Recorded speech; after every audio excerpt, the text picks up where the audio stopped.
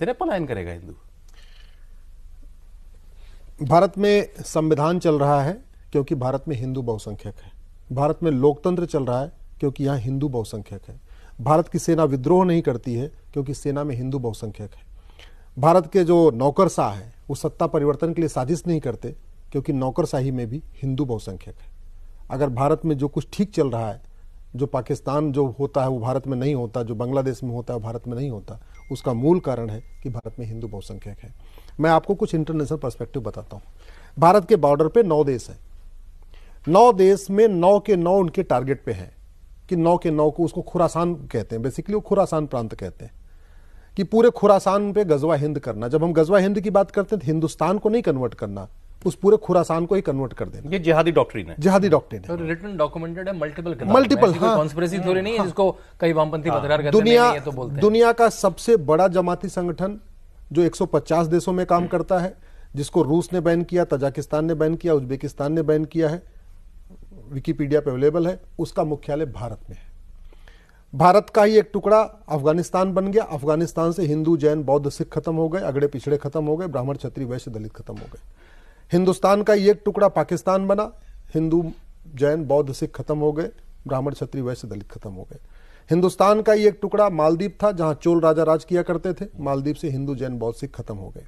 हिंदुस्तान का एक बांग्लादेश एक टुकड़ा था जिसको ईस्ट बंगाल कहते थे। भाई वेस्ट पंजाब पाकिस्तान में चला गया और ईस्ट बंगाल बांग्लादेश बन गया।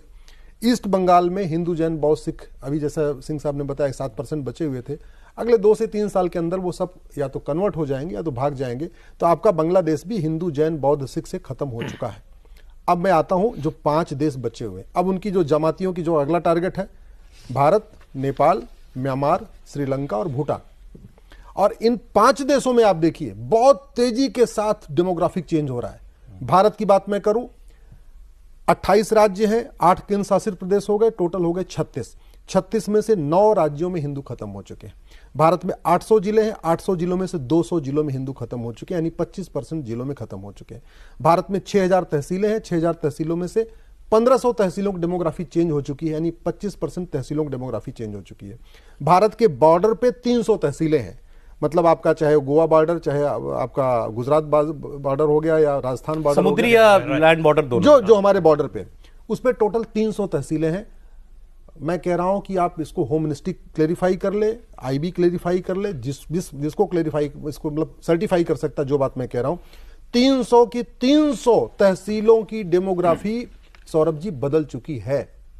भारत में जब मैंने 2017 में पीआईएल फाइल किया था, जब उस पर मैं काम कर रहा था, उस समय में आंकड़े राज्यवार दिए थे कि भारत में 5 करोड़ घुसपैठी आ चुके हैं। अच्छा, डेमोग्राफी बदली कैसे जा रही है?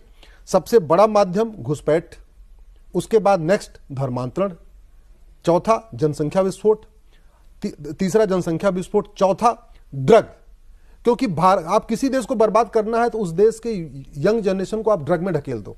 बहुत बड़े पैमाने पे प्लान्ड वे में भारत, नेपाल, भूटान, बांग्लादेश और म्यांमार में बहुत बड़े पैमाने पर ड्रग सप्लाई हो रही है। स्कूल में, कॉलेज में, यूनिवर्सिटी में ड्रग सप्लाई हो रही है। और 5वां जो टूल यूज किया जा रहा है, अश्लीलता। इंस्टाग्राम के माध्यम से, रील के माध्यम से हमारी यंग जनरेशन को पूरा कामुक बना दिया जा रहा है।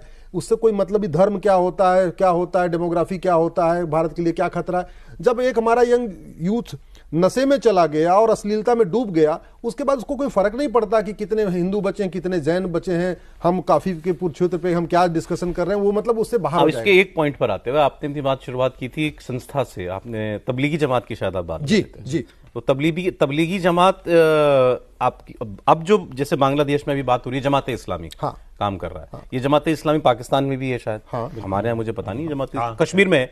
कश्मीर में हम लोग कहते हैं कि कश्मीर रेडिकलाइजेशन के लिए जमाते इस्लामी, लेकिन यहाँ वाला जमाते इस्लामी और जो है कश्मीर वाला दोनों अलग अलग है। देखिए लेकिन हाँ, एक आपने अच्छा याद दिलाया, सलमान खुर्शीद ने आज जो बयान दिया है, सलमान खुर्शीद कांग्रेस के नेता के रूप में जाने जाते हैं, पूर्व विदेश मंत्री के, विदेश मंत्री, सुप्रीम कोर्ट के बड़े वकील है, सुप्रीम कोर्ट के बड़े वकील है, तबलीगी जमात के वो संरक्षक है, लीगल एडवाइजर भी हैं, उनके बोर्ड पर भी हैं।